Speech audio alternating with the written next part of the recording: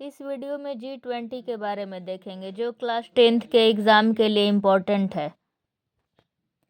सबसे पहले टॉपिक है क्लास 10th के लिए, comprehend the significance of role of G20 and its significance in the light of India's present role.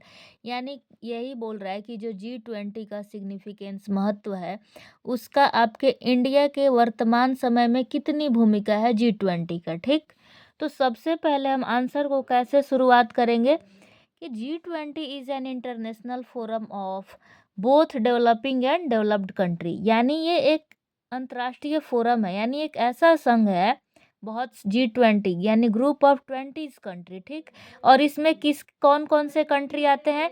Developing and developed country. यानी G20 is an international forum of both developing and developed countries which seeks to, जो चाहता है, क्या चाहता है? Seeks माने चाहना, seeks to find solution to global economy and financial issue.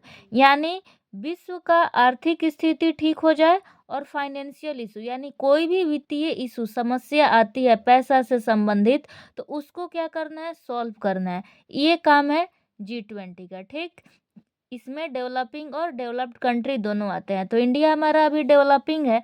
तो अब देख लेते हैं, India holds the presidency of G20 from 1 December 2022 to 30 नवंबर 2023। यानी 1 दिसंबर 2022 से 23 नवंबर 2023 तक इंडिया ने अध्यक्षता रखा था किसका?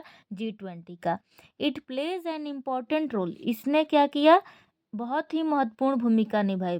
रोल इन कहाँ कहाँ? तो आपको ऐसे बना के 2 पॉइंट लिखना है। पहला, शेपिंग एंड स्ट्रेंथिंग, यानी कि किस चीज़ को शेप और मजबूत करने में, तो ग्लोबल आर्किटेक्चर को शेप और स्ट्रेंथिंग करने में हेल्प मिला इंडिया को। ठीक, G20 का इसने होल्ड किया प्रेसिडेंसी। तो सेकंड क्या हुआ?